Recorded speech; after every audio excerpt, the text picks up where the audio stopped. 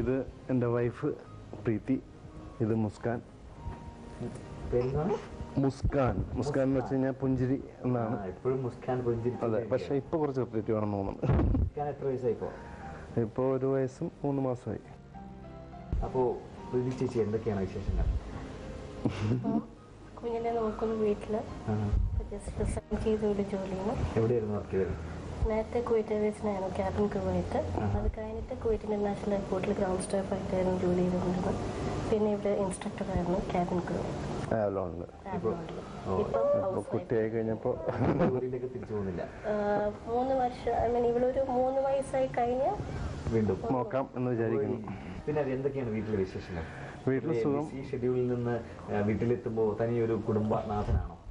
തീർച്ചയായിട്ടും എനിക്ക് ശരിക്കും ഫാമിലിയാണ് എനിക്ക് ഏറ്റവും സപ്പോർട്ടായിട്ടുള്ളത്. പിന്നെ ഇവള് വന്നതിന് ശേഷം നല്ല മിസ്സിങ് ആണ്, കൂടുതൽ സന്തോഷമാണ് എപ്പോഴും. കാരണം ഇവക്ക് എൻ്റെ അടുത്താണ് കൂടുതൽ. എപ്പോഴും എപ്പോൾ നോക്കിയാലും ഞാൻ പിന്നെ കാലത്ത് ഷൂട്ടിങ്ങിനൊക്കെ പോകുമ്പോഴത്തേക്ക് ഇവള് കാണാതൊക്കെ ഒളിഞ്ഞൊക്കെ വേണം. ഓക്കെ, അപ്പോൾ നിങ്ങളുടെ ലവ് മാരേജ് ആയിരുന്നോ അറേഞ്ച്ഡ് മാരേജ് ആയിരുന്നോ?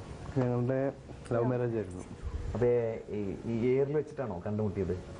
ശരിക്കും ഞങ്ങള് ഗ്രൗണ്ടിൽ വെച്ച് തന്നെയാണ് കണ്ടുമുട്ടിയത്. ചെന്നൈയിൽ വെച്ചിട്ട്. ചെന്നൈ എയർപോർട്ടിലായിരുന്നു ആദ്യമായിട്ട് ഞങ്ങൾ മീറ്റ് ചെയ്തത്.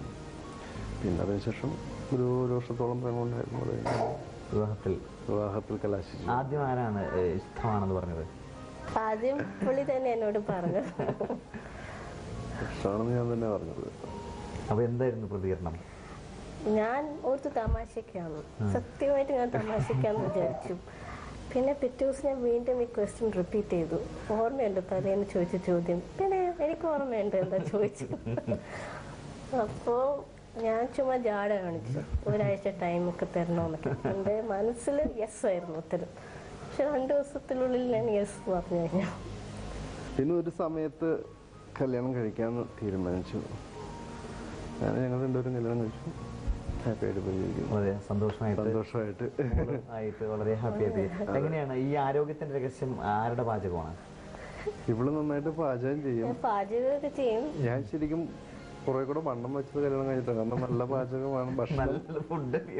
ഭക്ഷണം കഴിക്കാൻ ഇവള് ഇങ്ങനെ ഒന്നും കഴിക്കാതെ എൻ്റെ അടുത്ത് ഡയറ്റ് ചെയ്യണമെന്നൊക്കെ പറയും, എക്സസൈസ് ചെയ്യണം, എല്ലാം പറയും ഇവള് കറക്റ്റായിട്ട്. ഒരു ദിവസം ഡയറ്റ് അങ്ങോട്ട് ചെയ്ത് വരുമ്പോഴത്തേക്ക് ഇങ്ങനെ നല്ല നല്ല ഭക്ഷണമൊക്കെ ഉണ്ടാക്കും. എന്തൊക്കെയാണ് ഇഷ്ടഭക്ഷണം? അല്ല ഈ ഒരു 6'2" സൈസിൽ ഈ ഒരു ആരോഗ്യം മെയിൻറ്റെയിൻ ചെയ്യണമെങ്കിൽ ഞാൻ എല്ലാ ഭക്ഷണവും കഴിക്കാം. എനിക്ക് അങ്ങനെ ഒരു എല്ലാം കഴിക്കും ഞാൻ. അങ്ങനെ ഇന്ന ഭക്ഷണം വേണം അങ്ങനത്തെ യാതൊരുവിധ റെസ്ട്രിക്ഷനും എനിക്കില്ല. എല്ലാ ബൊഫേയിലൊക്കെ പോകുമ്പോഴൊക്കെ ഡെസേർട്സ് ആയിട്ട് വരുമ്പോൾ നല്ല രസമാണ്. മൊത്തത്തിൽ ഇപ്പൊ ഷൂട്ടിംഗ് ഇല്ലാത്ത ദിവസങ്ങളിൽ ഇവിടെ ഉള്ളപ്പോ നിങ്ങൾ ചെറിയ ഒരു 2-3 പേരേ ഉള്ളൂ. അപ്പോ ഹെൽപ്പ് ചെയ്യാറുണ്ടോ പാചകത്തിലും അല്ലെങ്കിൽ മറ്റുള്ള കാര്യങ്ങൾ? പാചകം എനിക്ക് ഇഷ്ടമുള്ളൊരു കാര്യമാണ്. ഞാൻ പണ്ട് മുതൽ എന്ന് വെച്ചാൽ ഞാൻ മദ്രാസിൽ നമ്മൾ ഒറ്റയ്ക്ക് ജീവിക്കുന്ന കാലഘട്ടം മുതൽ, കാരണം ഈ ഹോട്ടൽ ഭക്ഷണം കഴിച്ച് മടുത്തിട്ട് ആ ഒരു കാലഘട്ടത്തിൽ വീട്ടിലോട്ട് വിളിച്ചു ചോദിച്ചിട്ട് എങ്ങനെ ഇതുണ്ടാക്കണമെന്ന് ഒരു സമയം ഉണ്ടായിരുന്നു. റെസിപ്പിയൊക്കെ വിളിച്ച് ചോദിച്ചു. കാരണം നാടൻ ഭക്ഷണം കഴിക്കാനുള്ള കൊതിയുണ്ട്.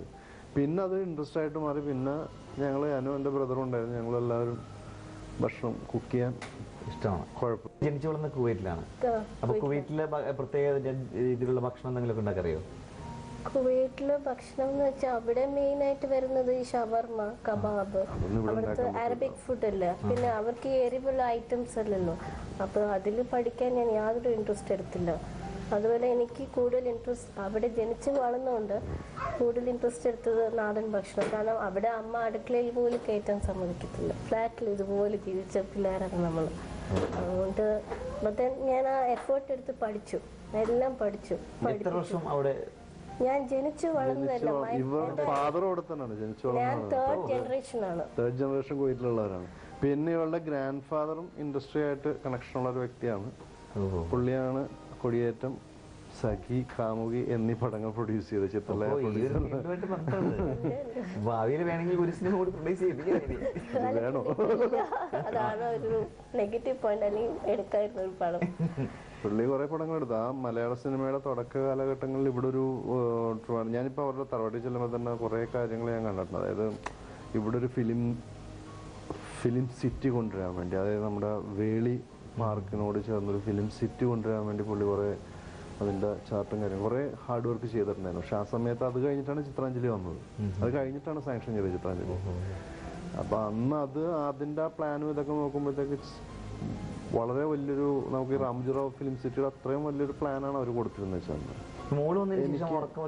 വളരെയധികം ബുദ്ധിമുട്ടുള്ള കാര്യമാണ്. കാരണം ഇവള് കാലത്തെ മുഴുവൻ ഇവള് കുട്ടിയെ നോക്കി വൈകിട്ടാകുമ്പോഴത്തേക്ക് ഇവളൊരു പരുവാക്കും.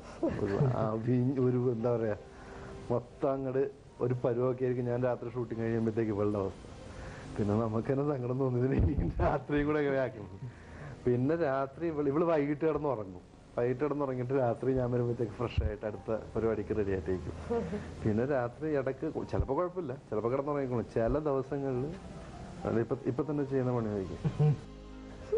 ഇങ്ങനെയുള്ള വികൃതികളാണ് മെയിനായിട്ട് ഇവളുടെ കയ്യിൽ.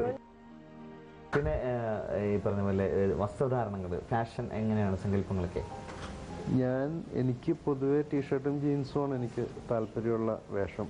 പിന്നെ നാടൻ വേഷങ്ങളും കുറവാണ് യൂസ് ചെയ്യുന്നത്. പക്ഷെ എനിക്ക് എന്നാലും ഒരു ട്രഡീഷണൽ വേഷങ്ങൾ ഇഷ്ടമാണ്. കുഴപ്പമില്ലാതെ ചേരുമെന്ന് ഞാൻ വിചാരിക്കുന്നു. അപ്പൊ ഇനി എന്തൊക്കെയാണ് സ്വപ്നം, ഡ്രീം എന്ന് പറഞ്ഞാൽ എൻ്റെ ഒരു ഡയറക്ടോറിയൽ വെഞ്ചർ, അതിൻ്റെ വർക്ക് നടന്നുകൊണ്ടിരിക്കുന്നു. മിക്കവാറും ജൂലൈ ഓഗസ്റ്റോടുകൂടി സ്റ്റാർട്ട് ചെയ്യാമെന്ന് വിചാരിക്കുകയാണ്. അതിൻ്റെ പ്രാരംഭ പണികളാണ് ഇപ്പോൾ നടന്നുകൊണ്ടിരിക്കുന്നത്. അപ്പോൾ എന്തായാലും ഈ ഒരു അവസരത്തിൽ ഒത്തിരി വിശേഷങ്ങൾ, മോളുടെ വിശേഷങ്ങൾ, കൃതിയേച്ചിയുടെ വിശേഷങ്ങൾ, പുതിയ സിനിമാ വിശേഷങ്ങളെല്ലാം പറഞ്ഞതിൽ ഞങ്ങൾക്ക് ഒത്തിരി സന്തോഷമുണ്ട്. അപ്പോൾ ഞങ്ങളുടെ ഈ ഒരു അവസരത്തിൽ ഞങ്ങൾ സൂര്യ TV പ്രേക്ഷകരോട് എന്താണ് പറയാനുള്ളത്? സൂര്യ TV പ്രേക്ഷകർ, ശരിക്കും പറഞ്ഞാൽ എൻ്റെ ആദ്യത്തെ ഹിറ്റ് സീരിയൽ എന്ന് പറഞ്ഞാൽ സൂര്യ TVയിൽ തന്നെയായിരുന്നു, ശ്രീഹൃദയം. അപ്പോൾ എനിക്കെപ്പോഴും എല്ലാ കാലത്തും ഒരു സപ്പോർട്ട് തന്നിരിക്കുന്നത് സൂര്യ TV പ്രേക്ഷകർ തന്നെയാണ്. തുടർന്നും ഈ ഒരു സഹകരണവും അനുഗ്രഹവും നിങ്ങളുടെ കയ്യിൽ നിന്ന് എനിക്കുണ്ടാവുമെന്ന് ഞാൻ പ്രതീക്ഷിക്കുന്നു. നന്ദി.